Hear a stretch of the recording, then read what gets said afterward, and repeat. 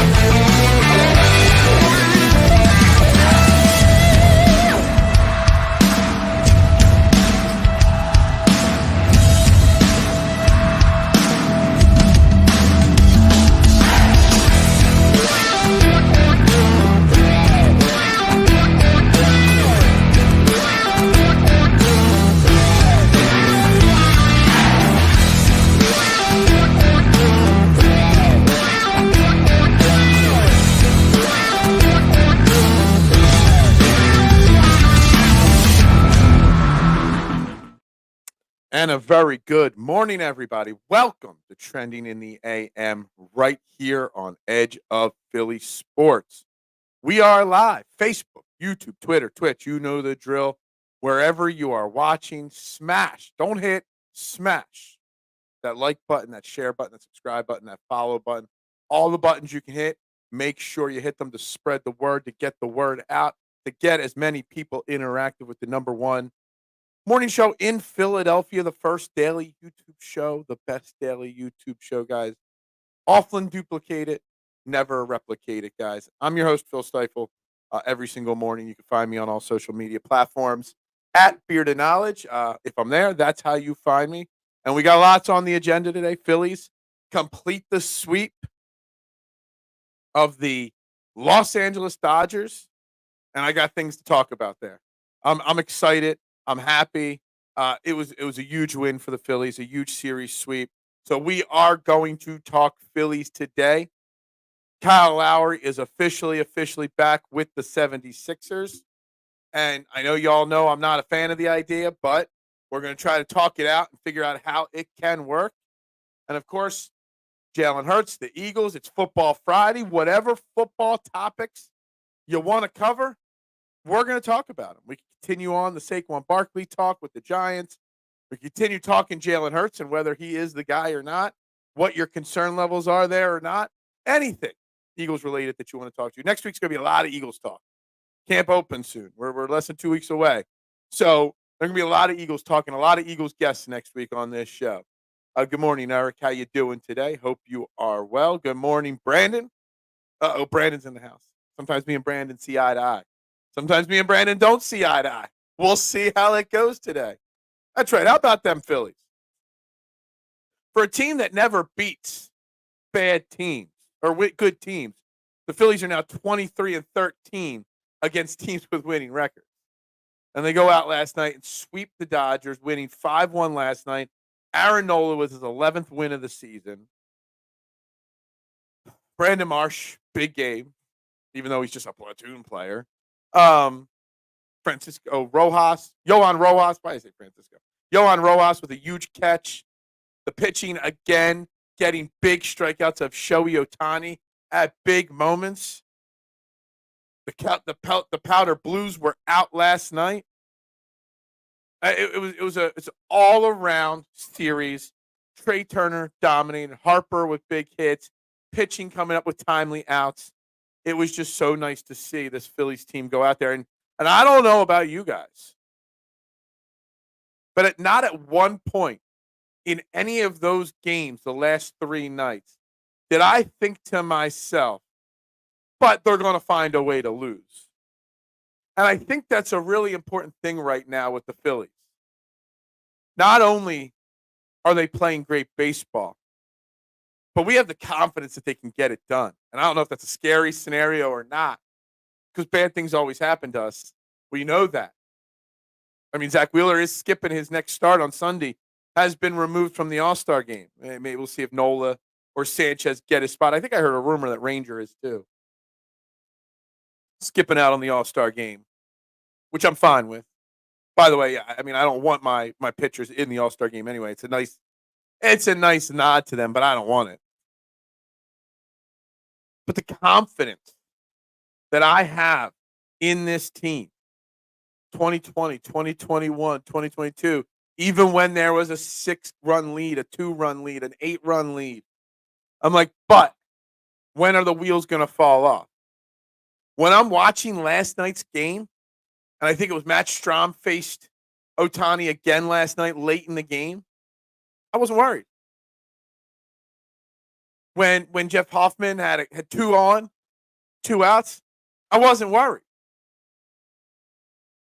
When Ohtani came up, I think it was 2 nights ago, with runners on second and third and no outs, I wasn't worried. Can we talk about how the Phillies pitching handled Shohei Ohtani this week? I mean, he had a couple hits. I think he had 1 RBI in the series. I think he had 2 or 3 hits in the series. But he had 3, 4 at-bats in crucial moments with runners on, with less than 2 outs. And he came up small all those moments. And I love to see it. But that's the confidence that I have in Matt Strahm and Orion Kirkring. I'm telling you, Kirkring is going to be a closer on this team next year. This year you've got Hoffman. This year you've got Alvarado, sort of.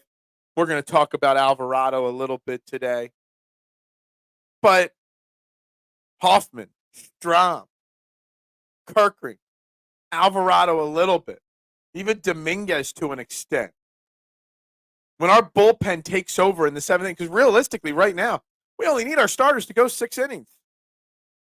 Because you got 5 bullpen arms, 3 of which are unhittable. 2 of which we're still learning to gain confidence in. They test us sometimes. But this bullpen can get 9 outs every single night. No questions asked. And sometimes it's not even necessary or a worry because your offense is putting up 6, 7, 8 runs most nights. I have so much confidence in this Phillies team right now. It is so refreshing to see. It's so great to see. It's so refreshing to watch your team and not think. We mentioned it yesterday, the Eagles and the underdog mentality of the Eagles always, and it's nice to have that motivation, the chip on your shoulder like the Eagles will have this year. But the Phillies this year, they're not the under. There is no underdog mentality with this Phillies team.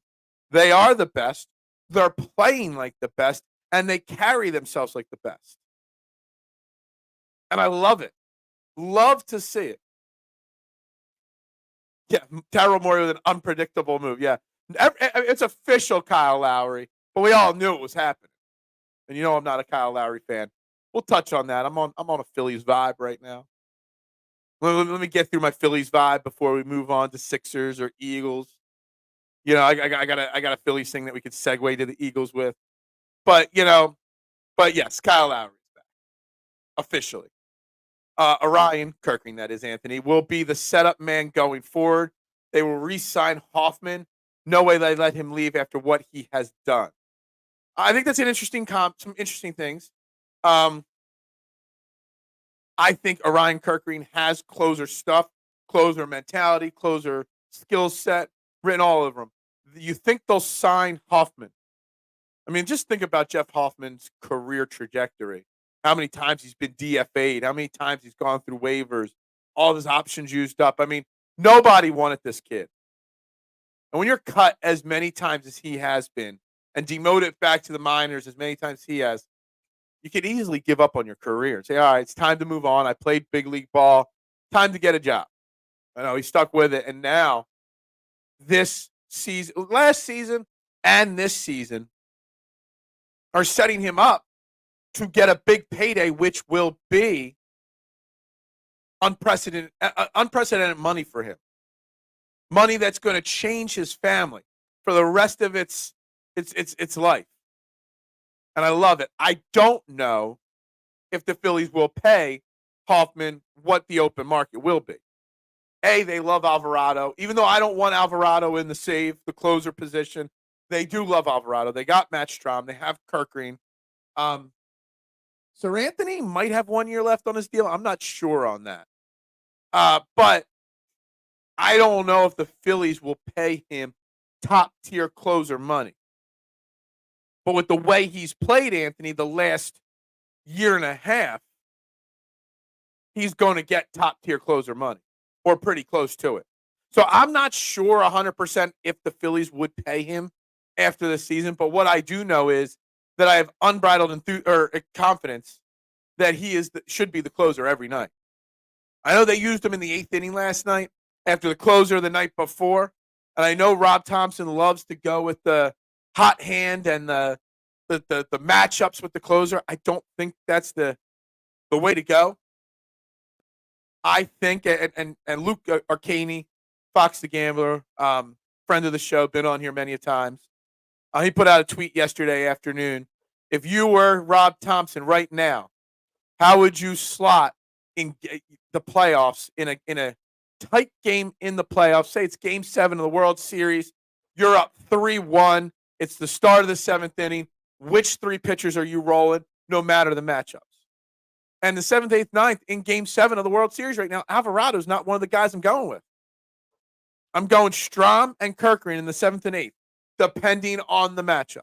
And I'm going Hoffman in the 9th. That is where my confidence level is.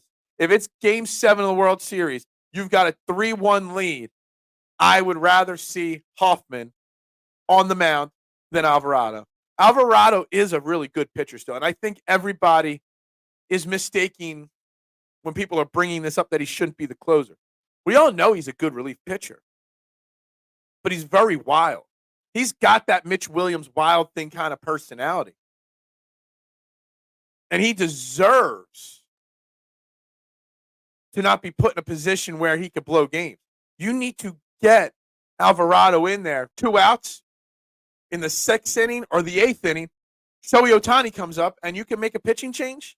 You put Alvarado in there for that moment. You use Alvarado in that high leverage, last out of an inning kind of position. You don't put Alvarado in that closer's role consistently. And I know Rob Thompson, he's got the touch of gold. What he does always works out. But I think Jeff Hoffman's the type of guy. He's a classic type relief pitcher. He wants to know whether he's going to be out there in the 8th or 9th inning. Let him be the 9th inning guy. Just let him be. Philly's the overdog. Yeah, they're not the underdogs. They're the overdogs. Something like that. I don't have quite the ring to it. Good morning, Adam. Hope you are well this morning. Good morning, little G. Sir Anthony has 1 year with his option in 2025. Gotcha. So it's an option in 2025. He had signed a 2-year deal, and I thought it was two off seasons ago, so that would make this the last. And then, yeah, they always tack on those options. I like Sir Anthony. I still think Sir Anthony, in theory, could be a closer. But on this team now, we don't have to press him back into that role. I was really hoping he got the 9th inning last night with a 4-run lead to give him a chance instead of Alvarado. But they went Alvarado. That's fine. It'll be curious to see what Rob Thompson does with the bullpen the next night or two, because Strahm, Hoffman, and Kirkgreen all pitched a lot in the last 6 days. I know we're going up against the All-Star break, but still, I'll be curious to see how they roll out the bullpen. So maybe we see a little bit more Sir Anthony in this weekend series. Dude, Big Al, I'm right with you. Jeff Hoffman should be and should just be given the title closer. The guy's in the All-Star game for a reason. The guy is lights out. And he has this ice in his veins, cold chill. Nothing seems to bother him. He put 2 guys on the 8th inning last night. Didn't phase him. Got right out of it. And when he gives up, runs or hits or base runners, it's not because of his wildness like Alvarado is. Michael's saying, Alvarado isn't a closer, so I go with Hoffman. But I would prefer a legit lights out closer. I think Jeff Hoffman can be a lights out closer if given that opportunity night in and night out. Alvarado just isn't a closer to me. I get it, Freddie. Leave Sir Anthony where it is. If it ain't broke, don't fix it. Oh, I know. But in a situation like last night, a 4-run lead, not a closing situation, a save situation, Sir Anthony has been pretty damn well since the first month of this, since the end of April. I mean, his ERA was north of 9. It's in the low 4s now. He's not back to his 2022 form. Let's not forget, Sir Anthony in 2022 is one of the big reasons we got to the World Series in 2022. Let's not forget about that. And then he blew himself, he overdid himself, whatever, was burned out. I don't know why he had such a bad last year. But let's not forget Sir Anthony was a short period of time ago an elite bullpen arm. And I still think he's got that stuff. I think he's still just getting his confidence back. And I'm not saying make Sir Anthony the closer. I'm not. I don't want to. But what I'm saying is you can maybe start giving him some bigger moments from time to time. Just to look, come September, come October, we're going to need key outs and key moments. Got to get him back to that point so that his confidence is where it needs to be. So if we need him to get a big out in the 7th inning of Game 4 of the World Series, he's got that confidence. And I just started off saying that I have utmost confidence in this team. Without a doubt. Like, I'm not concerned about this Phillies team. Like, when they put runners on base, it doesn't stress me out. Get him to that point as well. We won't have a single closer because Robbie doesn't believe in it. Well, he believed in it to an extent last year with Craig Kimbrell, hence why Kimbrell got blown. He doesn't believe in a set closer, except for when burned out Craig Kimbrell in the playoffs gets thrown out there every single night when he can't get it out. So he does at some points. Guys, they will never have a singular closer. They want committee and will keep a committee. I know. I know this is what they're going to do, Fred. I do. I'm just telling you what I think should be. I'm just telling you what I think it should be. That if it was Game 7, Fred, of the World Series, you had a 3-1 lead entering the 7th inning, and matchups notwithstanding, which 3 pitchers are thrown in the 7th, 8th, and 9th? And tell me with a straight face that Alvarado is one of them. Because right now it's not. It's Strahm, Kerkering, and Hoffman. Hoffman in the 9th, Strahm and Kerkering in the 7th and the 8th. Hoffman would not be one of those guys. Not Hoffman, I mean Alvarado, sorry. See?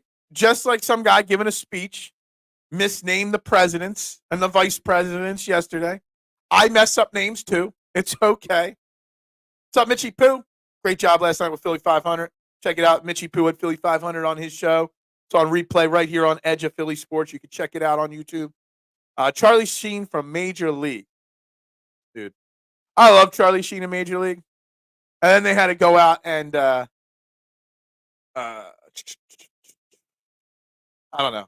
I was losing track. I'm losing my train of thought there. Charlie Sheen, Major League. Great movie. Great. One of, if not probably the best baseball movie out there.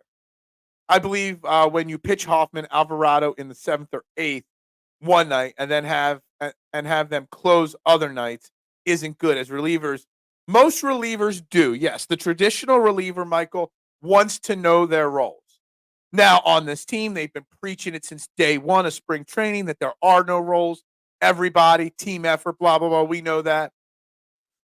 And that's also possibly why they wouldn't pay Hoffman a lot come the offseason because they don't believe big picture in the traditional closer role. And if we win a World Series, it kind of proves it. With that being said, I do believe and I do understand. I've been preaching this for a while. Look, Rob Thompson does things very unorthodox. Has since he took over in 2022. And I criticize Rob Thompson nonstop. But let's be honest. He doesn't deserve any criticism. Because his record as the Phillies manager has been exemplary. He's got us to a World Series. He's got us to the playoffs each time in charge. Going to get us to the playoffs again this year. Where we are at the end of the year, we will see. But yeah, I guess we got to give him the confidence, the faith, whatever. Yeah, exactly. So keep him in his spot. Keep him hungry, and he'll be ready and confident. Absolutely.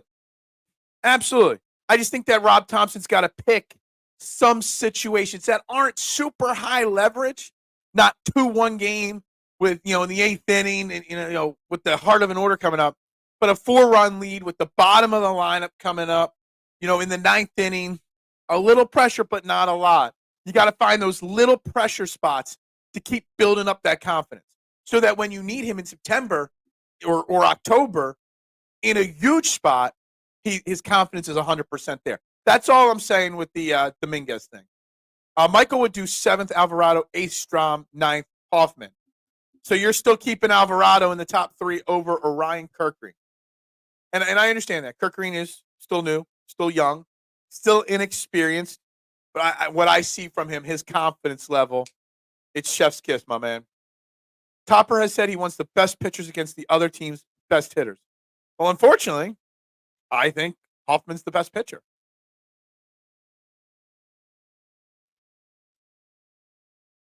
Mitchie Poo is a big shot. Well, yeah. Mitchie Poo's always been a big shot. Bullpen is matchup based, and I get it's different. It makes a lot of people uncomfortable, but it works. Best part arms for the best part of the lineup. Yeah, I get. Look. Again, I've tried over the last, since the season started, Elephant, to not criticize the non-traditional way Rob Thompson does things. I'm trying to give him the benefit of the doubt. I'm trying. He still irks me with his lineup writing from time to time. It still irks me. It's not the traditional bullpen setup. That's fine. I'm giving him the benefit of the doubt. Until it bombs in the biggest of moments, I'm giving him the benefit of the doubt. I'm still going to complain when Brandon Marsh is not an everyday player. I know his numbers suck against left-handed pitchers, but let me tell you something. You can't get better if you don't get a shot.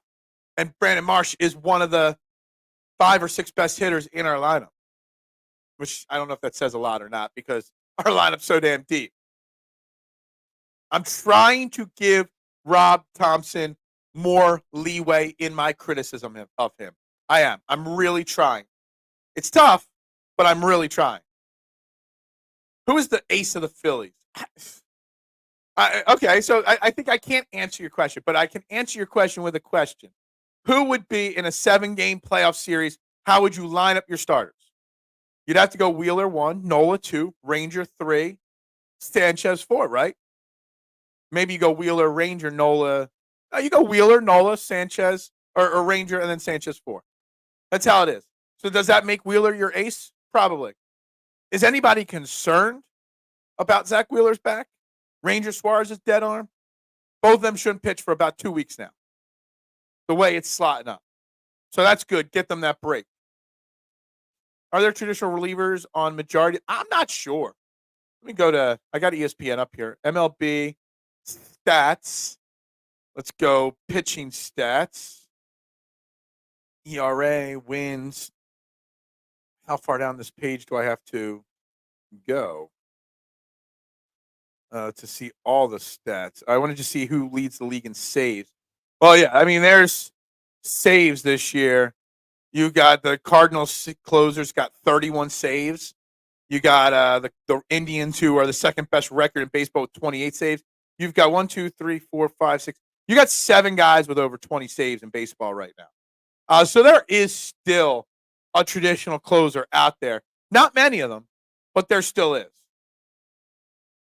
Robbie should know what a closer is as good as, yeah, he did have Mariano Rivera. That is true. Maybe the best pitcher of all time. For sure. Best relief pitcher of all time. What's up, Scott? How you doing? What 2 positions are you finalizing on when the trade deadline comes up? Outfield, 1,000%, Scott. No doubt about it, 1,000%. We've spent a lot of time this week talking about trading prospects, and I don't care what prospects they are. You get rid of them, and you get the best bet. If there's 6 outfielders traded at the deadline, we better have the best one. Out of all, I don't know who you think the best one is available, but we better. Trade number 2. could be another pitcher or could be a second bat. Realistically, I think people misunderstand that we could realistically get two bats, a starter and a rotation. Because Pache should go, Whit Merrifield should go, and shout out to Whit Merrifield handling the criticism on social media pretty damn well yesterday. You get rid of both Rojas, Pache, and Merrifield. You bring in two. Couldn't hurt. I know Rojas had a good game last night. Huge catch in the outfield. He could stay as a defensive replacement for the Phillies. He could do that in the playoffs. That's fine.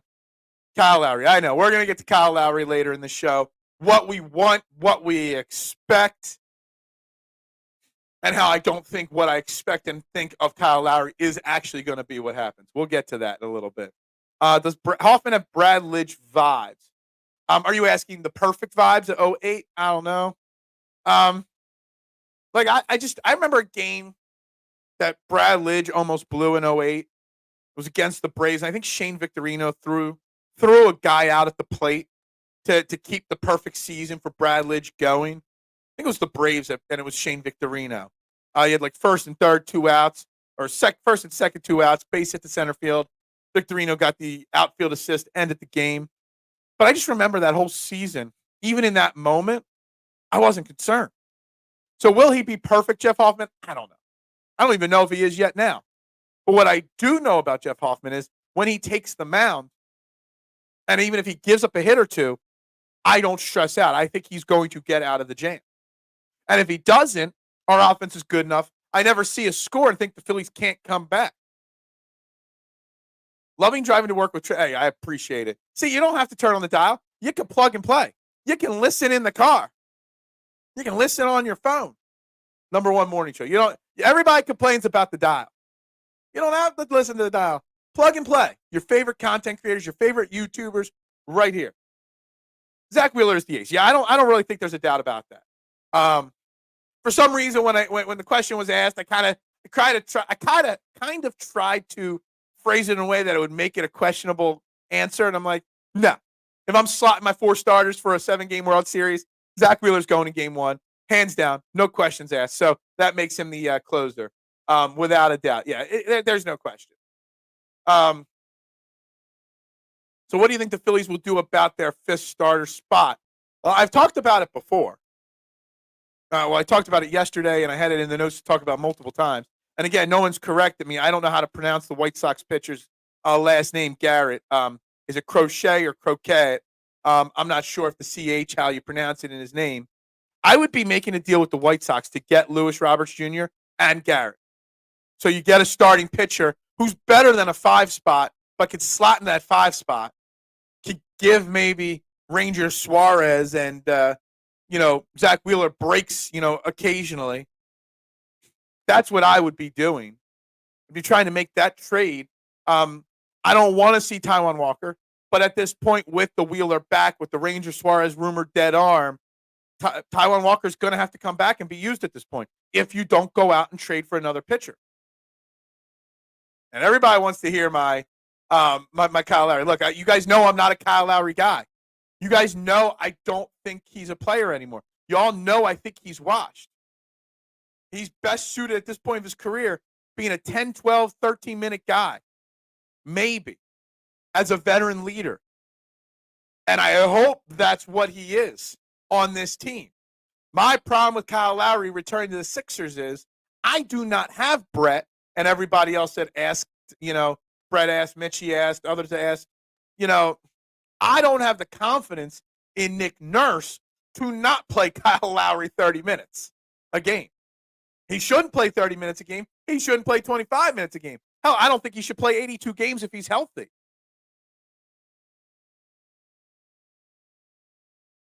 He's a 12-minute-a-game guy at best, and you play him 55, 60 games. But I don't have the confidence in Nick Nurse to do that. He just loves him some Kyle Lowry. The Indians are the second best record in baseball. I didn't know that till I looked before the show started. So is it really unorthodox anymore? The closer thing, I gave you the numbers. How many did I say? 6, 7 guys with 20-plus saves at the All-Star break? That's pretty good. I don't know if that's typical or not. That's something to ask Jason Stark, who has every stat right here in the history of baseball, and he can spit it out in a hard second there. Look, it's the analytic way of doing things. And I'm always going to give pushback in baseball on analytics. I always am. I miss the days about, of being able to shift defenses. I miss the days when earned run average was the number one stat for pitchers. I miss the good old days. So I'm always going to give pushback on analytics, swing, launch angles, and stuff like that. Like, I miss old school baseball. I do. I have no problem, Scott, if the Phillies traded for Cody Bellinger. There is a portion of Phillies Nation that doesn't want Cody Bellinger. Hang on, let me go back to those notes from a couple days ago where I took those down. He has an opt-out at the end of the year. So he actually might be cheaper than people realize because he's not locked in past this season. A lot of the names, Jazz Chisenhome, Lewis Roberts, Brent Rooker, a lot of these guys have 2 to 3 years of team control left. So you'd be trading more for them because you'd have them around for more than the rest of this year. Cody Bellinger would be a rental. So you might not have to give up Aiden Miller for Cody Bellinger, which, fine. I would love Cody Bellinger playing out there in center field. Put him in the 7 or 8 hole. You take our lineup, you add JT back when he comes back, and you put Cody Bellinger, he's probably your 7-hole hitter. A guy that was a former MVP candidate. Guy that's been an all-star. Guy that can hit for power, speed. I know he's not having a huge power season, but the guy's a damn good baseball player. Put him in center field. Let him hit in the 7-hole.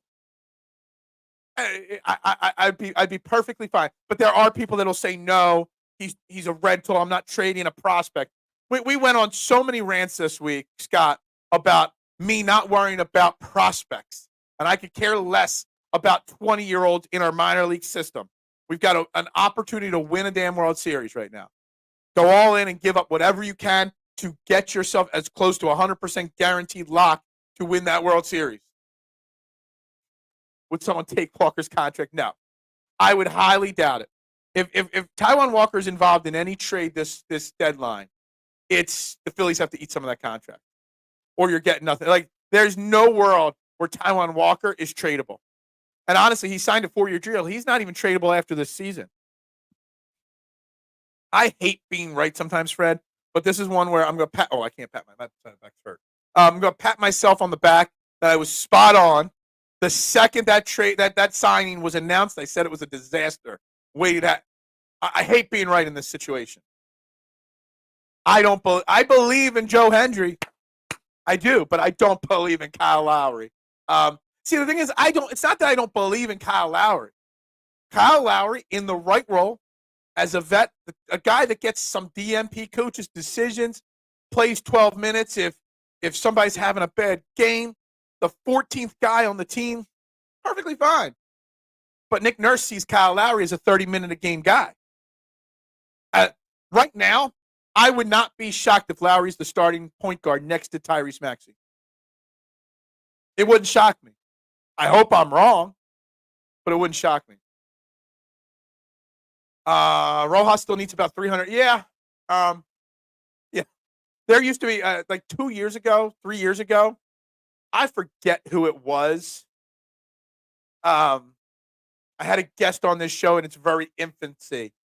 And I forget the stat, but it was about the number of at-bats that not the special elite guys like a Bryce Harper or a Shohei Ohtani or something like that, but a majority of the successful baseball players, and he had this analytic stat, which I hate analytics, but it was an interesting theory. How many at-bats in the minor leagues most successful players have before they're successful in the major leagues? And Rojas hasn't had enough in the minor leagues yet. He needs to be down there playing every day in AAA, getting reps, getting confidence. That's why you go get Cody Bellinger. That's why you go get Lewis Roberts. You go get somebody. Wheeler is the ace because you expect the performance that everyone else is doing from him. Sanchez and Ranger are nice surprises. I don't know if Ranger Suarez is a surprise so much. Maybe this level of Ranger is a surprise, but I've had confidence in Ranger since the 2022 playoff run that he's a legit pitcher in majors.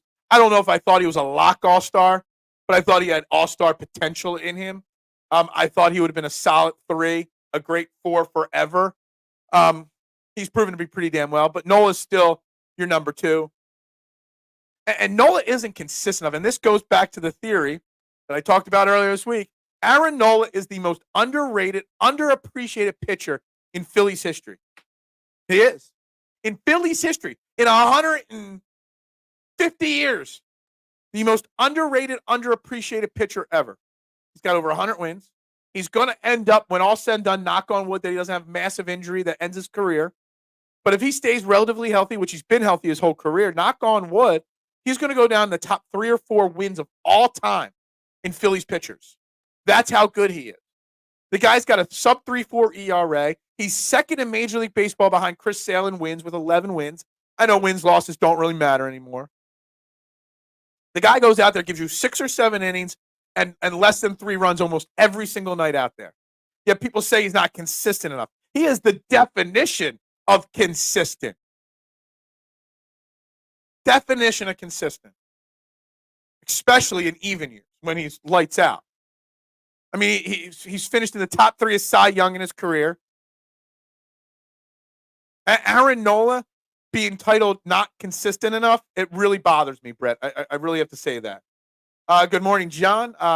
Hoffman is my closer. I'm trading the farm system for Robert Lewis and Gary. Again, can someone phonetically spell crochet? Is it crochet, croquette, croquette, crotchet? What's his name? And going to get the closer from the Marlins, Tanner Scott, and then plan the parade.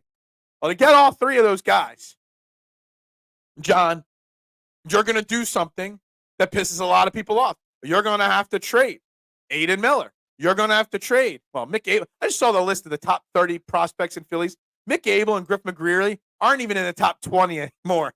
It's shocking how much they've fallen down the Phillies farm system. Should have traded Mick Abel when he still had value. But it's going to cost you, to get all 3 of those guys, I would ballpark 4 of your top 10 prospects, including Aiden Miller, are out the door. Maybe 5 of your top 10 prospects. To get all 3 of those.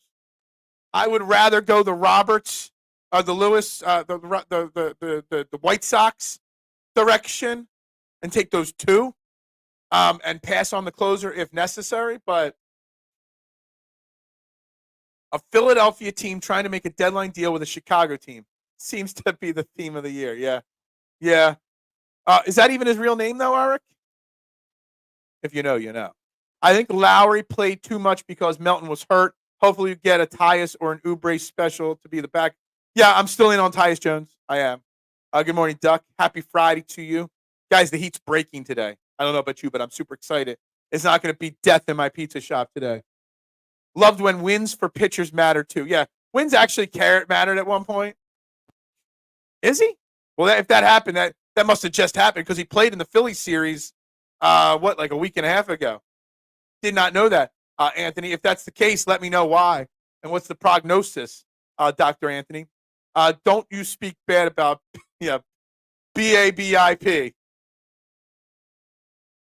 I saw Ian Happ is even available from the Cubs. The Cubs, yeah, I mean, I don't know what Ian Happ's numbers this year are, but yeah, has an opt-out and a buyout. Yeah, but he's probably going to opt out and hit free agency again, get the big payday. We'll see. But I'd still do it. I'm way far. If we're just talking about Bellinger in the comments, that means I'm pretty far behind on the comments. Bellinger broke his finger, put on the IL last night. I'm not in on him. I'm okay with Reynolds. We had Reynolds in 08. Reynolds are okay. Prospects are question marks in my eyes, or should I say unproven. Say whatever you want about them. But we traded ballpark 20, 30 prospects from 2007 through 2012. And one, Carlos Carrasco, became an average player, solid player. Every single one. Some of them didn't even see major league action. Some of them were complete busts. You win. And Scott, my philosophy, I said it on Monday, the Philadelphia Phillies are the most inept organization in all of sports. They have the most losses in all of sports. They've been around for almost 150 years. They've got 2 championships in 150 years. You've got an opportunity to win a World Series. So you know what you do? You go all in.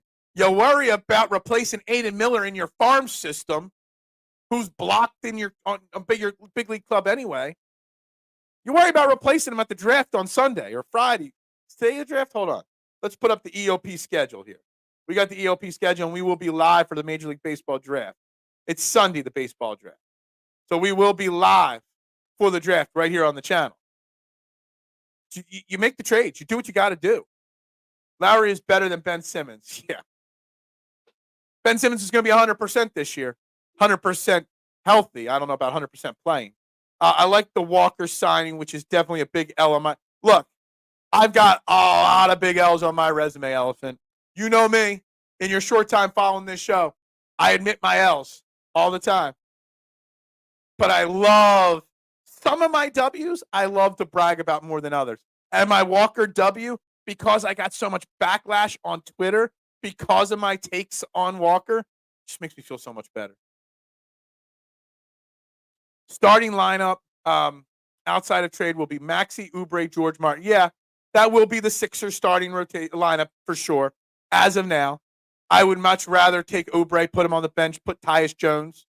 I would, or go get a Sadiq Bey or a Precious Achua, slide everybody down a spot. You could put Martin, George, and one of those two names in your starting lineup. I'm still not sold on our bench. And that's why I could see Oubre as a starter, Brett. I'm okay with it if you've got a deeper bench. The problem is our bench is lacking. You've got two guards in Lowry and Gordon who are older. You have no backup forwards right now. Hell, I mean, Dembona might be your backup power forward at this point. So that because of the lack of depth on the bench, I want them to sign a starter to slide Oubre in there. Adam, me and you better than yeah, probably. Nurse is like Tom Thibodeau. You have to take his comfort zone away to get the best out of his coaching because, like Tom and Darryl, he gets tunnel vision to a fault. That is why I'm scared about Kyle Lowry. That is why I would not have brought Kyle Lowry back for those exact reasons. The Knicks figured it out. They replaced all of his Chicago Bulls senior citizens with Killer Nova. Yeah. Yeah, at least we got one Nova kid on the team and Kyle Lowry now, right? Mark already tweeted me that. If saying that Nola is streaky, I just expect a bad game from him more frequently than I do Wheeler. Okay. But how many bad games? Like, what's a bad game? Like, he's going to give up 4 runs a couple times. He's not going to go out there and drop an 8-run inning or anything. Nola is a damn fine pitcher. And Nola is going to go down as one of the greatest pitchers in Phillies history. Mark my words. This should bring Cam back as his alias. That would, yeah. Can we have on like alternate jersey day? You know what'd be funny? I think it was baseball. Is it baseball or I forget. One sport lets you put your nicknames on the back of your jerseys for one game. And most players did. I think it was baseball. But they should bring that back for basketball just for campaign to put his alias on the back of a jersey. That would be the ultimate troll job right there. He broke a finger. He's on the 10-day IR. Gotcha. The deadline is not for another, 18 days? So maybe he's back by then. Yeah, my man, I got a buddy that's a Chicago Cubs guy. He's been sharing all their wins lately. So maybe they don't sell. I don't know. Let me pull up the standings here. Let me pull up MLB standings. Wild card, because that's what they're fighting for, the Cubs. They are still they're like at the bottom. The NL, all but 2 teams have a shot at the wild card. Even the Nationals are only 6 games back of the last wild card spot. The Cubs are 3 games back on the last wild card spot right now. Heat is breaking. Will be 96. I know it's breaking for 1 day. 1 day break is enough for me, Brett. At this point, can you name the top 5 Phillies win leaders? Nola's 7th. I had the stat up a couple days ago, and I don't remember it. But based off of where he's at, based off of him getting 10 to 15 wins at least every year throughout this contract that he signed, he's going to be right up there in the 3-4 range. Okay? And I don't have it off the top of my head. Scotty Kingery is around. I saw he had 5 RBIs last night. Yeah, he's still in the minors. He's not on our 40-man roster. Scott bringing up Marcus Morris. Sixers Nation wants him back. And look, it was a big mistake, in my opinion, trading him away at the deadline because we missed Marcus Morris down the stretch, when we could have used him. But Marcus Morris is not, how do I say this politely? I'm not trying to make Marcus Morris not sound like a good player, but Marcus Morris is a vet minimum guy. We need somebody better than a vet minimum guy. We need a Saddiq Bey, a Precious Achiuwa, and a Marcus Morris, if that makes sense. We need a Marcus Morris and somebody else slightly better than Marcus Morris. At this point of his career, Marcus Morris can't even play every game. We still need a backup forward that can play 25 minutes every single night and step in and start if Paul George needs a night off or gets hurt. I can't have Marcus Morris being that guy. Marcus Morris as your depth, as your ninth guy, as your eighth guy. That's fine. But Marcus Morris as your second guy off the bench doesn't do it for me. If that's a fair way to describe it. Stop with the Ricky Council stuff. XFL did nicknames all the time. Yeah, I know. A major sports league did nicknames a year, 2, 3 ago. I forget who. Yeah. Cole 6, yeah. But look at the number of wins and look where Nola is. He's going to climb that leaderboard over the next couple of years. Yeah, Paul George, Butler is definitely out of the equation. I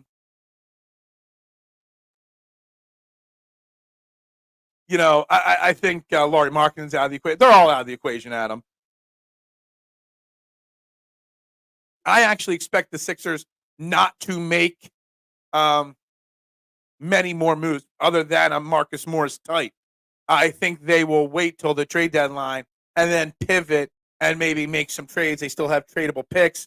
They still have tradable, trade exceptions. And they have some young guys that they could trade.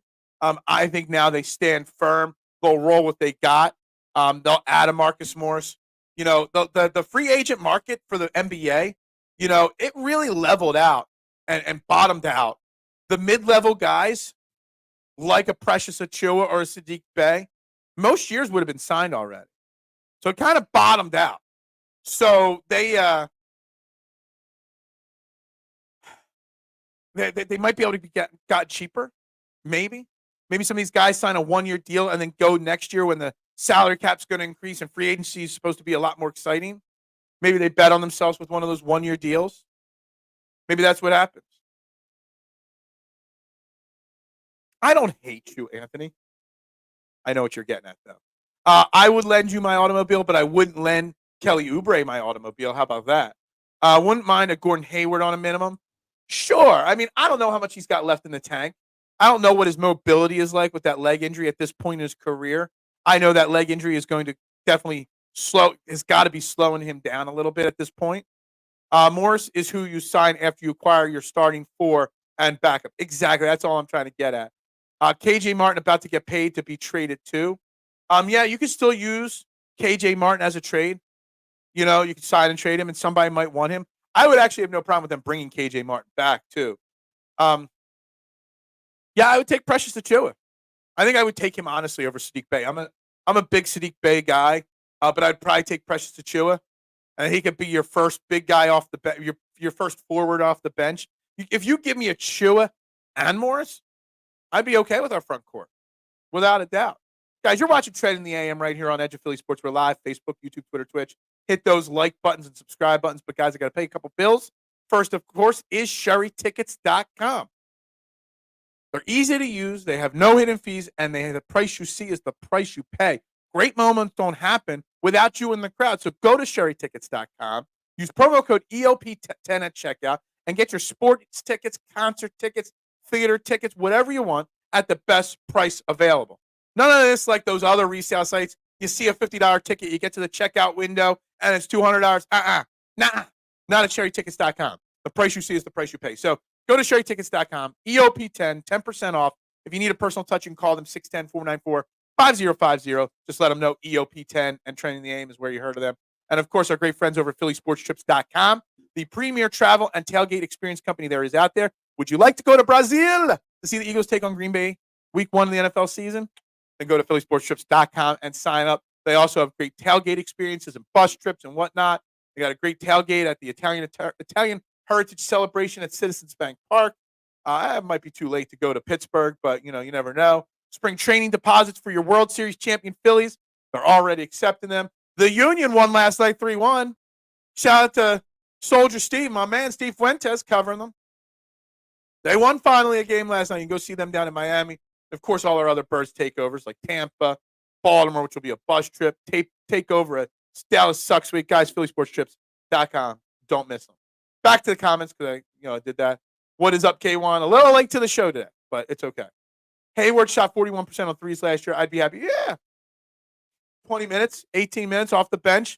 I'd give him a shot on a vet minimum deal. Sure. Why not? My wife just asked about the shelter.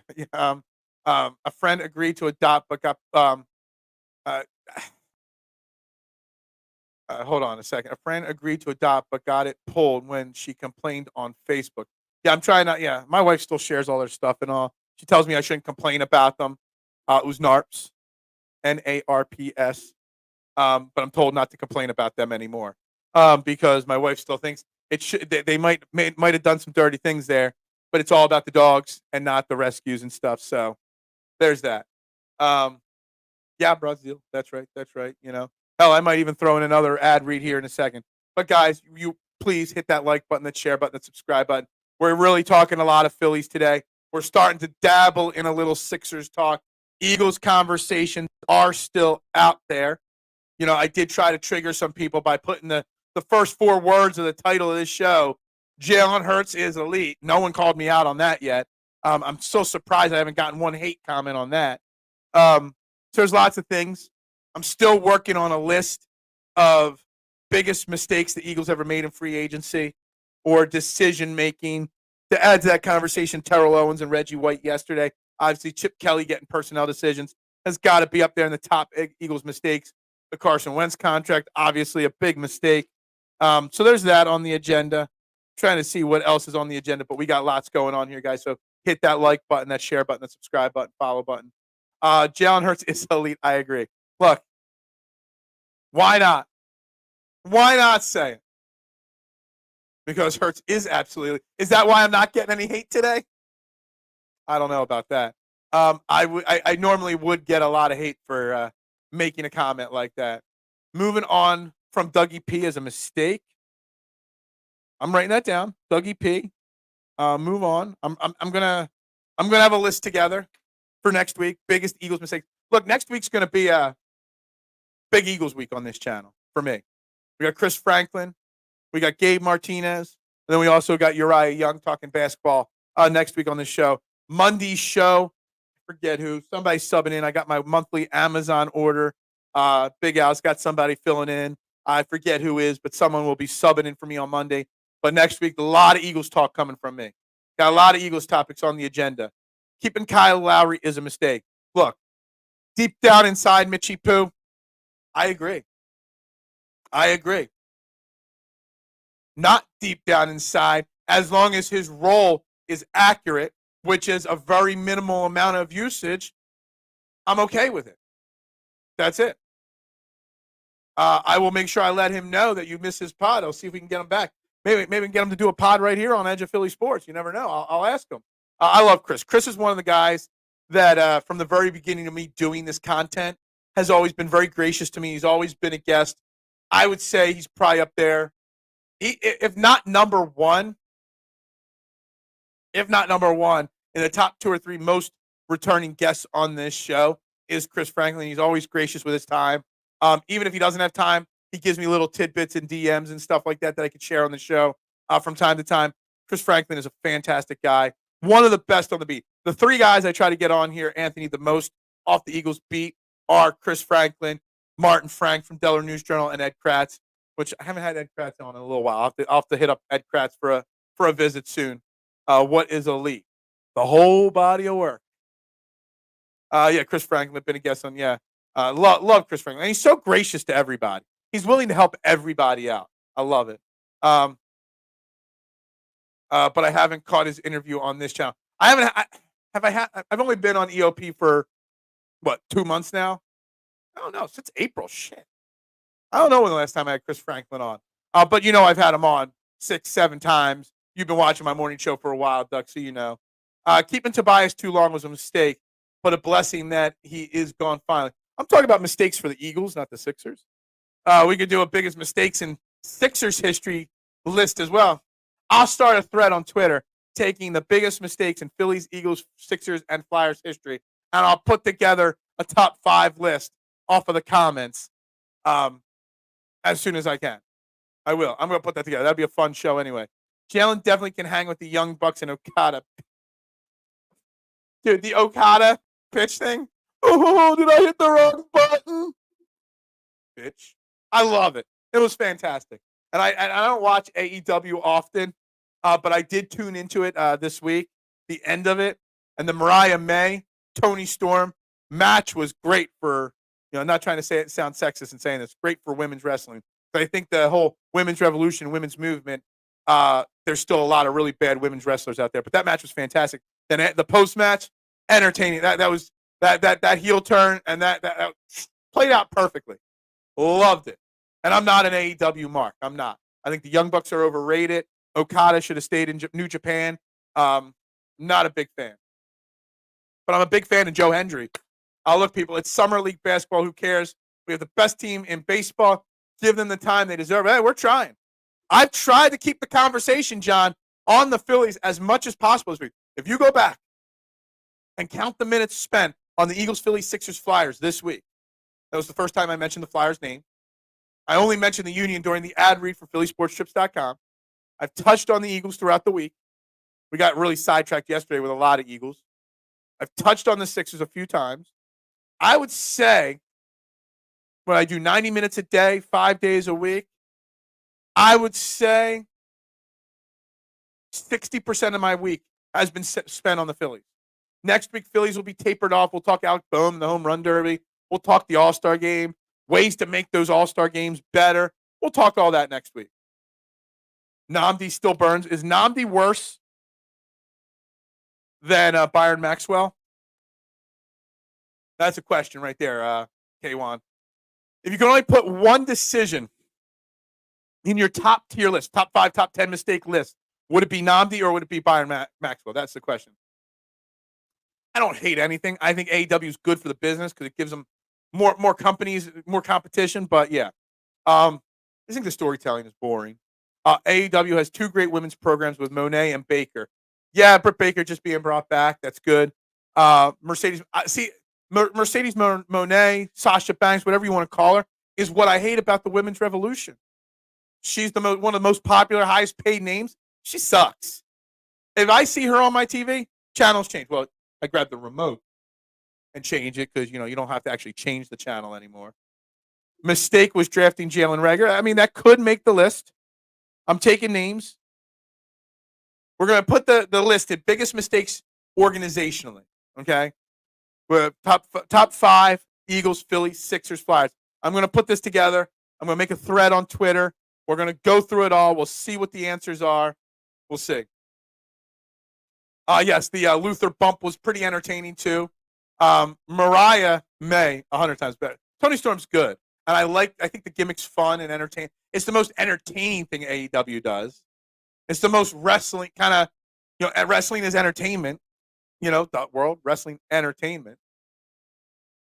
All Elite should be all entertainment wrestling, but it's not. But this is the only entertaining thing they do. Richie Kotite was a huge mistake. Yeah, I'm going to write that down as an honorable mention. I still remember the great sports debate. And they used to do, when it was still Comcast Sportsnet, we're talking when Daily News Live was still on, late nights at like 12, 1, 2 a.m. in the morning, they used to play replays of the great sports debate. They used to call it Sports Scrabble. And they showed segments from different sports talk shows from 20, 30 years ago. And I still remember watching the replay of the great sports debate when it was Missinelli, Eskin, I think it was Morgani, and I forget who else was on that episode that day, all talking about going back and forth. 2 of them thought Kotite was going to be the greatest coach of all time. 2 of them said he was the biggest dope of all time. And they were arguing left and right. Some of those guys have become dopes themselves, but whatever. Eskin, you suck. Mistake was drafting Whiteside. Yeah, I mean, I don't know if that'll hit top 5. I don't know if that's top 5er. Let's do a best wrestling heel turn list. Yeah, I'll write it down. Best wrestling heel turn. We could do a top 10 list on the best time, just on the heel turns of the Big Show, because he turned heel face like 600 times. MLB baseball doesn't really start the home stretch until after the trade deadline. Phillies will dominate. Yeah, exactly. Where as this offseason goes on, Sixers are becoming less and less part of the conversation until we get to about September, and even then, it's going to be Phillies playoffs, Eagles season starting, maybe even until October. You're going to hear less and less Sixers talk on this show. Oh, Ronnie Brown. He tried to throw that jump pass. What the hell was that? I don't know if DeMeco Murray is worse than T.O., worse than Reggie, worse than Chip Kelly. Well, Chip Kelly was part of the DeMeco Murray situation and problem. I don't know if it might make top 5. It would make the top 10. I don't know if it would be the top 5, though. Vince Young. And Vince Young was only a mistake for one line he said in a press conference. It's not your fault, Phil. You try to keep the Phillies chatter going. I'm trying. You know what's going to happen there, John? If the Phillies chatter doesn't keep up, I'm going to have to call a lawyer to sue you guys. Because you know what? There is a lawyer that's on call at all times to be the best in Pennsylvania, whether you need a workers' compensation lawyer, motor vehicle accident, personal injury, criminal law, or just because you want to sue because of lack of Phillies talk. Call them best.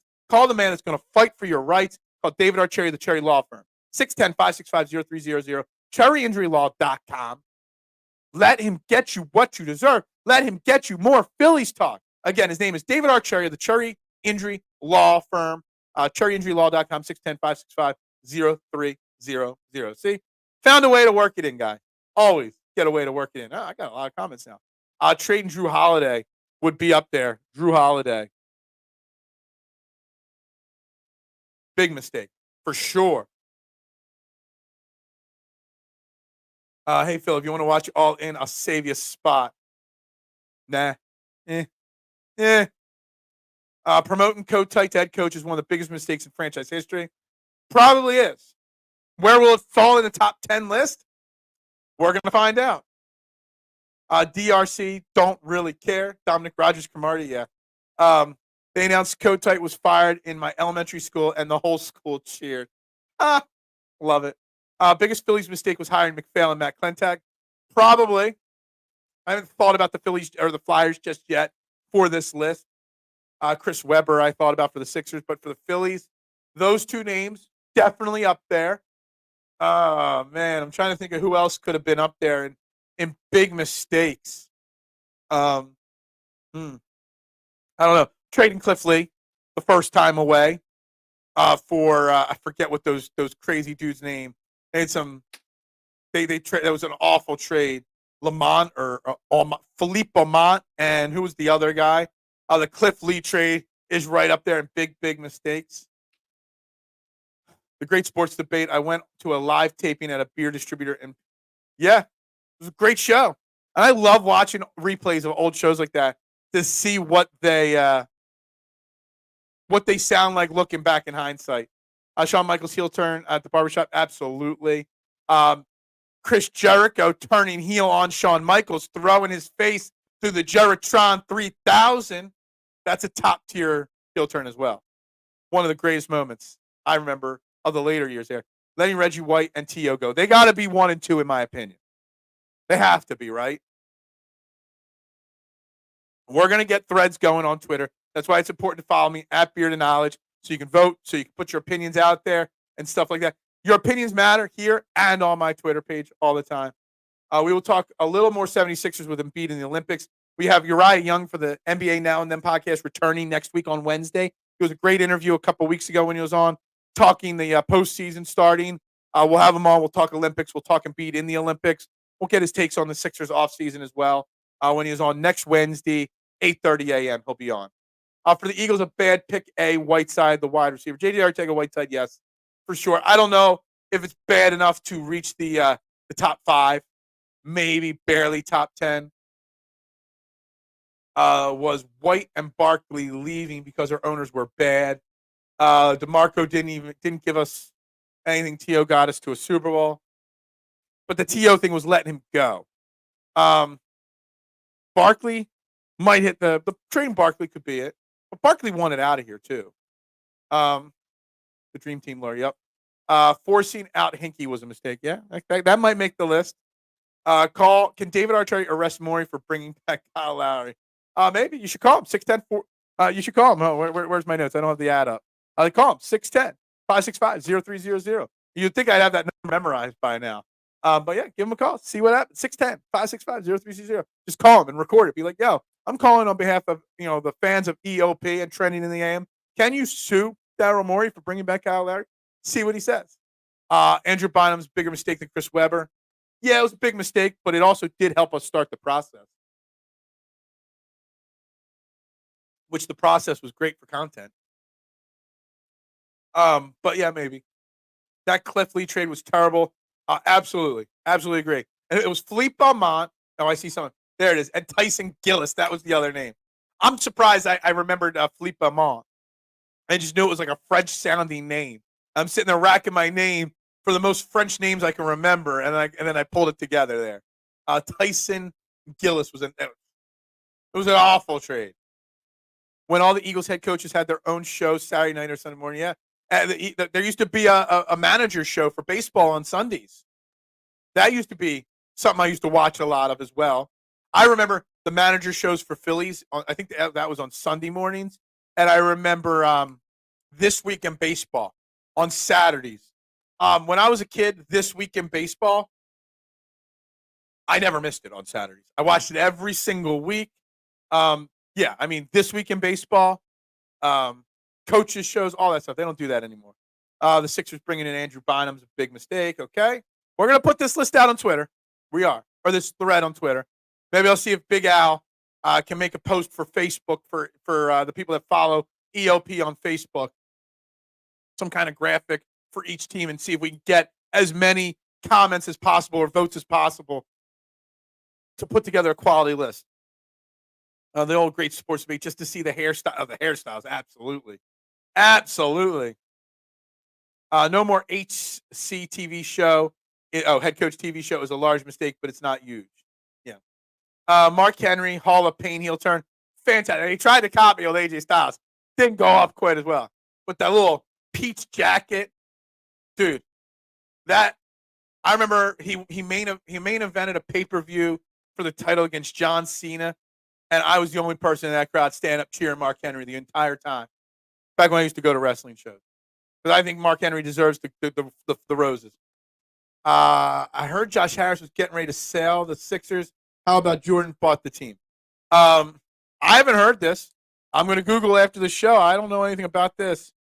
I don't know where you heard this. But I'll do research on it, Mista, and have that information next week. But I have not heard one iota of this, Mista. If you heard it on a Facebook fan page, then it's probably fake.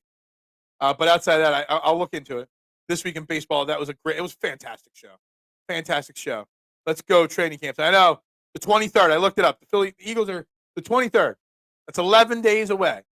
Not a week from Tuesday. Sixers New Arena is a mistake. Agreed. 1,000% agreed. I love This Week in Baseball watching Ozzie Smith highlights. Oh, yeah. Ozzie. Tony Gwynn. Tony Gwynn's one of my favorite baseball players of all time. I got his rookie card. It's near mint. It's worth some money, actually. Not a lot, but some. Tony Gwynn, Ozzie Smith, Ken Griffey Jr. They always showed him doing his backflips, too. Absolutely. Trusting Frank Gore when he said he loved to come to Philly. That was a mistake. Yeah. Have you not heard? It was my understanding that everybody has heard. A bird. The bird is the word. Yeah, I haven't heard that one. It's a salmon jacket. Oh, salmon, peach, salmon, whatever. It was a salmon jacket. That's right. It was a salmon-colored jacket. Mark Henry and his Hall of Pain.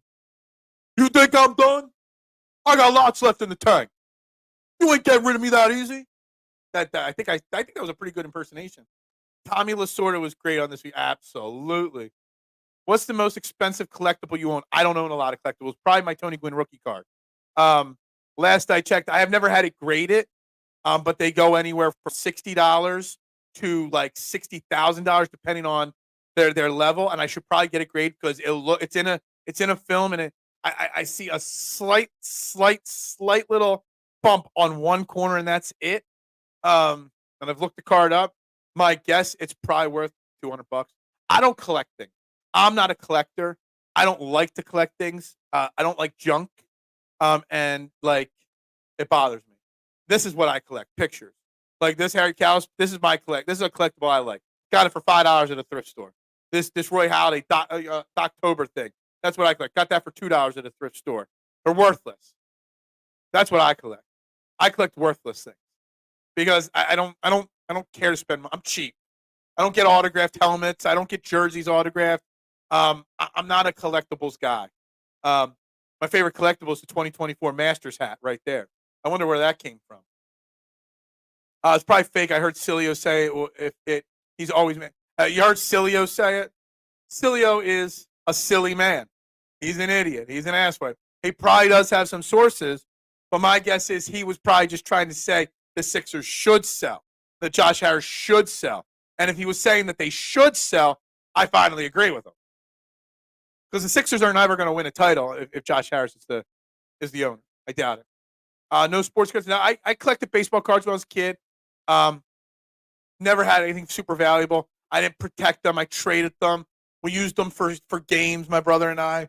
I never thought about saving things in boxes and in wrap when I was a kid. I wanted to play with stuff. So and then I stopped after a while, and I didn't save. I probably had thousands of cards when I was a kid. Didn't save any of them. I will say I did have, and I heard it was worth money at one point. I don't think it is anymore. The coolest baseball card I ever had was a Juan Gonzalez card, and it had his jersey number flip-flopped on the card. And there were only so many of them printed. They caught the mistake, and then they reran the series. It was like the image was reversed when it was printed. And I had one of those at random out of a random general pack of baseball cards. Thought it was the coolest thing in the world. I think it was Juan Gonzalez, the Rangers roided out power hitter. I wish the wife and I are like you.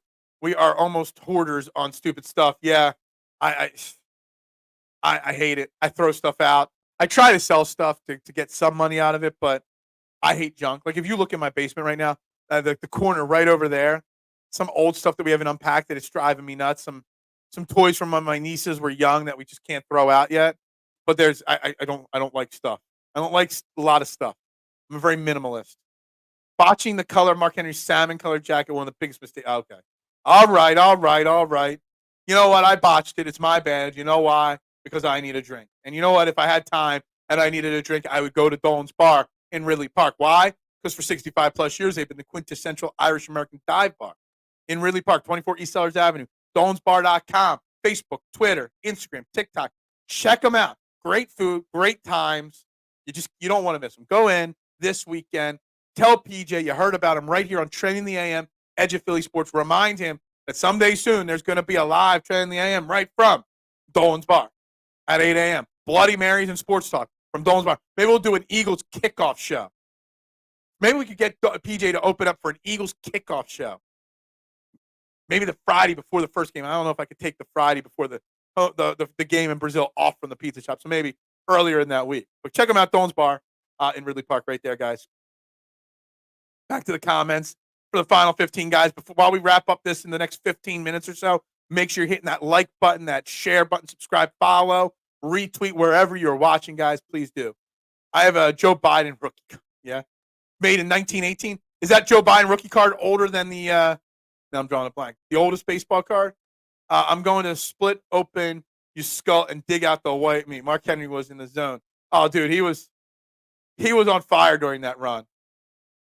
I have a Steve Carlton rookie, just fun to look at. Yeah. I have a special variant Death of Superman comic book from the 90s worth $1,000.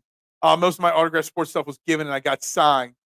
Look, I used to, when I was a kid, there was a baseball card shop on Baltimore Pike. There was it was a small building.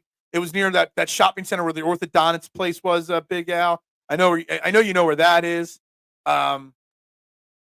and there was a baseball card shop. It was within walking distance to my house growing up, and it was the longest place when we were like young teenagers and young kids, like me 12, 13, my little brother being like 10, 11. My mom used to let us walk down Springfield Road to get, or Baltimore Pike to get to it. And we'd hang out there. We'd look at baseball cards and memorabilia. We'd go to the Subway, have a sandwich, go back in, talk to the baseball card shop owner a little bit more, maybe buy some cards, and then go home. That was a big part of my childhood. But then I just kind of stopped liking stuff. My wife always makes fun of me. When I moved in with my wife when we got engaged, I moved into her condo with a backpack. She's like, "That's all you got?" I'm like, there might be a couple more backpacks at home, but, whatever. I never actually fully moved in because I don't have stuff. And everything else I left at home, just told my mom to throw out. If I didn't bring it, I don't want it. If I get you some bobbleheads, can I trade for a slice? I do want bobbleheads right here. I want this to be a whole shelf of bobbleheads. I will trade you bobbleheads for slices. I do like bobbleheads. So I would like 4, 5, 6, 7 bobbleheads right here. That'd be pretty cool. I need a nice. I can't. I've got 2 Phillies, and the Fanatic isn't even a bobblehead. That's a bank, like bank for change. Joe Biden 1990 rookie card is very valuable. Yeah, probably. Yeah, I started collecting baseball, basketball, and football and hockey a year ago. You start collecting them just recently. That's cool. My 6-year-old is getting into baseball. Have to find a good Harper signed card for him to freak out over. Okay, all right. His team mate Honus Wagner. Honus Wagner, that was the name I was thinking of on the Joe Biden card. Is it the same? Was it printed the same year as the Honus Wagner card? Phil, turn that lob into an alley-oop. Yeah, I tried. I did set myself pretty well up for the Dolan's Bar ad read. Let's toss the ad reads off the side because we don't need them for the rest of the weekend. Yeah, please. I'd appreciate that. I would appreciate anything. My tip jar is open. PayPal, Venmo, down in the description of the show, guys. Money is always appreciated. Ball cards are worthy. We got taken. Yeah, memorabilia just doesn't have the value it used to. Back in the 90s, there was a lot of money in that stuff. I do not keep up with boxing anymore, mister. I do know there's a big fight. I think it's this weekend. I believe Joey from EOP will be covering it as a media member for us, writing up on it probably on the website, eopsports.com. I used to be, mister, a huge boxing fan. My dad was a big boxing fan. I still remember when we got the pay-per-view for the Tyson Buster Douglas fight. So we used to watch it, Tyson versus Holyfield, all that stuff. Back when boxing was something special. Then the UFC took over with the Ultimate Fighter, Forrest Griffin, and that kind of turned the tides. Me to a UFC guy. Now I'm just not into combat sports period anymore. I would love boxing to make a comeback to an extent. The problem is the best boxers, and this is not to sound racist in any way, the best boxers aren't American. And it's the same thing with tennis and golf and other sports, individual sports. You want the best of the best. Like the heavyweight champ needs to be, like you had for so long, the Klitschko's dominating the heavyweight division. It does nothing. Tyson Fury now dominating the heavyweight division. It just does nothing for me. You got the Cain Alvarez or whatever his name is. I need boxing in America to be big. And then maybe I could get my excitement level back into it. Except to live light as a crew. Yeah, I mean, I literally had nothing. I had a suitcase worth of stuff, Duck. That's it. A suitcase and a backpack. I probably collected and had more stuff before that.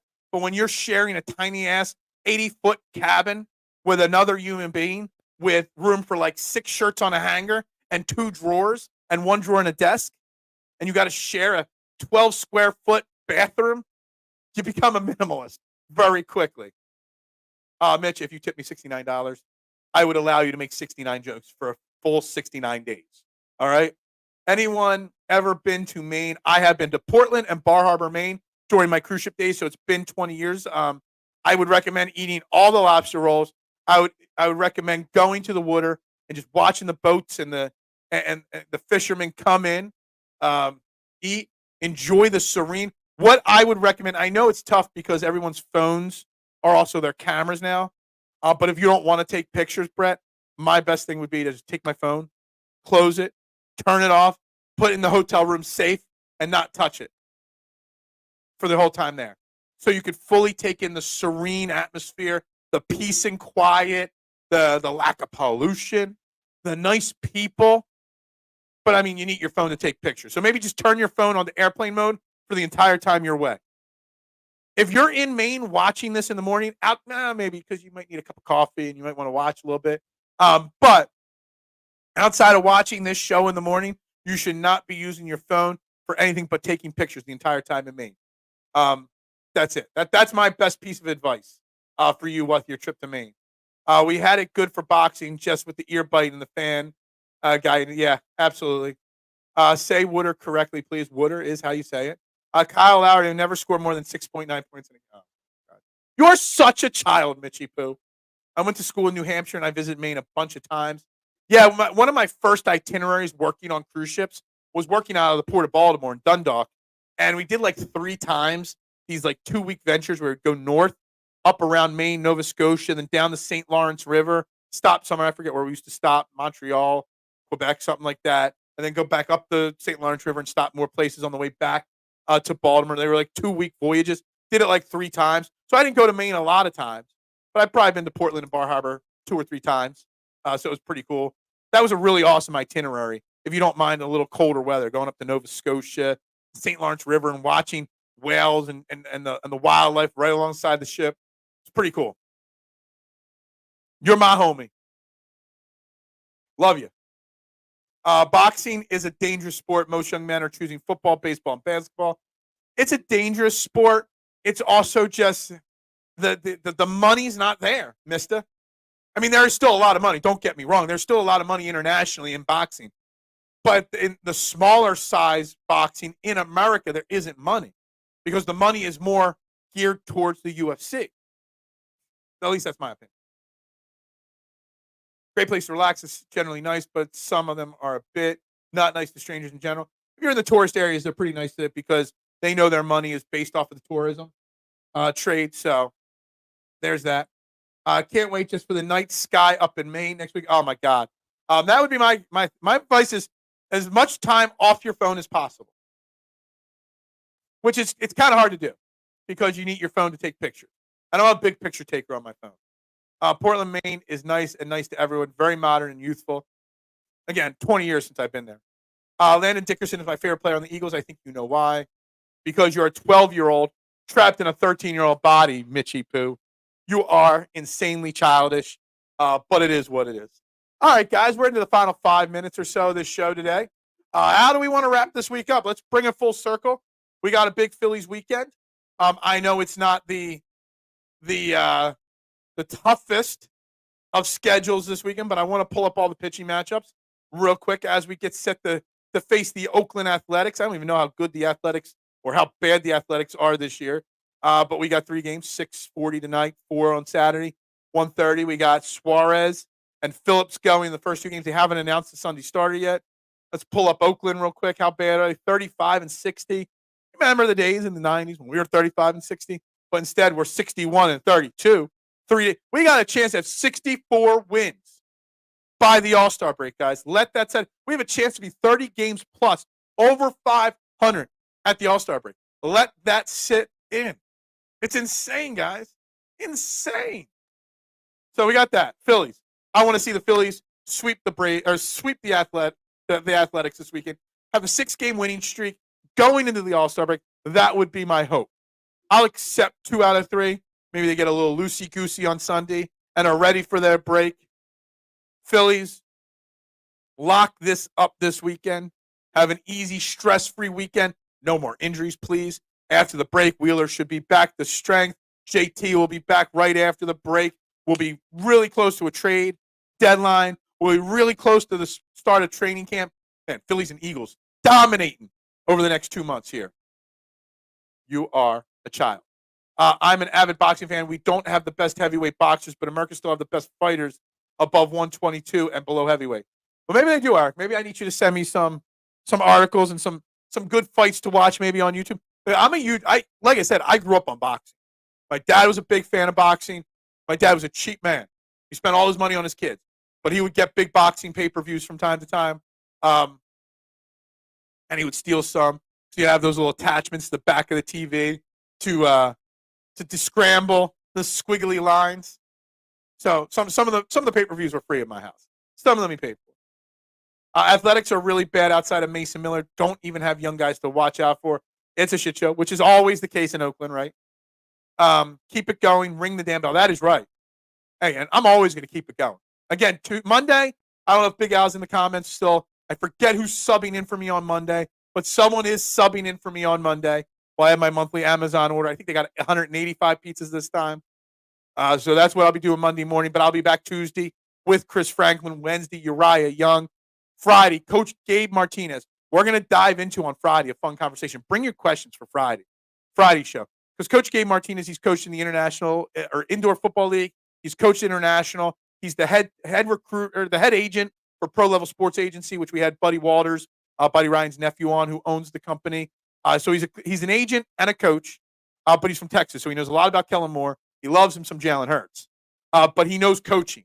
And I want to get into with him the coaching perspective of Nick Sirianni not being demoted, but losing some of his duties, and the thought process is there, and the thought process is on Kellen Moore and Vic Fangio from him taking over from last year's debacle and how to set the tone differently. So we're going to get coach talk from a guy that's actually been a coach in a lot of leagues.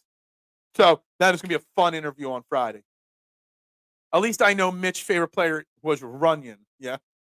Have the Phillies ever been that far above 500 before the All-Star break? I'm not sure. I don't remember. I know they were talking about in the broadcast last night about it being the best record they've ever had at home at this point of the season. So that's pretty special. Phillies playing possum in Atlanta just so they could crush the Dodgers. They might have looked ahead to the Dodgers a little bit, but also you got Bryce Harper, Kyle Schwarber. Just goes to show how important Kyle Schwarber and Bryce Harper in your lineup are, Mr. So there's that. I have the height of a child. Yeah. Freddie is filling. Freddie Burns is the one filling in who's in the comments sometimes. He'll be the host on Monday. So, guys, give him your best. Make as many jokes. Scare him as much as possible. Don't know what he's going to talk about, but scare him as much as possible as you can on Monday morning.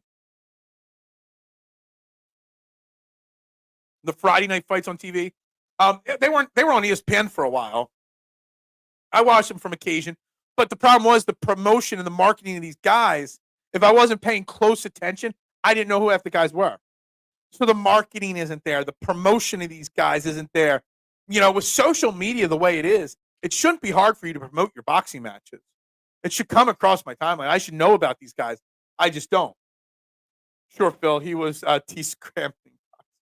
How long does it take you to make 120 pizzas? Depends on the size, and it depends if they're cheese or toppings. So during the power outage for like 3, it wasn't a power outage. It was just the lights going out. I think my basement's haunted possibly because it wasn't my wife flickering the lights. She got an email, which we don't even check our emails at home. She accidentally checked, and at 9:00, someone emailed us saying they needed 70 large pizzas by 11:30. So she rushed in. I got done the show, ran in. We started at 9:30. We got the 70 pizzas done in just under 2 hours. But there was 30 pepperoni, 40 cheese, all larges. We banged them out really quick. But 120 pizzas, just cheese, probably 3 hours, 2.5 hours. Now, the Amazon order's all smalls, and they get 50 buffalo chickens, 40 veggies, and barbecue chickens, and Hawaiians, and stuff with a lot of work. I will make 185 pizzas. I'll start making them at about 7 a.m. I'll start cooking them at 8, and I'll hopefully have them done by 10:15. Because the smalls, I can make 70 of them at a time because I use one shell, shape them, and I can put them on all different size pans. So I remember watching Saturday Night Main Event on NBC 10. Yeah, absolutely. This show was lit. I appreciate that. We got Blanche and we got Rose checking in. I love it. I think it's the same person changing their name, but you never know. Clutch, that's right. Keep that wrist healthy, buddy. I've been doing great work with it, my man. Phil is the definition of clutch. Yeah, I am. I am clutch. Guys, with that being said, please like, share, subscribe, follow all platforms. ELP and my personal stuff. Please find me, share, subscribe, follow. This show's success is because of you guys. But it's Friday. It's going to be cooler. Thank God. He is the microwave Vinnie Johnson of make the what? I don't even get that one. That one's right over my head. Guys, with that being said, though, we got to wrap this up. It's time for the weekend. It's time to say goodbye to all our family. That's right. There's so many Golden Girls commenting on the show. Didn't know the Golden Girls were even still alive. But with that being said, guys, I got to end it. Like, share, subscribe, follow. I am Phil Stiefel. This is Edge of Philly Sports. This is Trending in the AM. We'll see you guys next week. Ring that bell, Phillies. Go Birds. And as always, guys, bubbles up.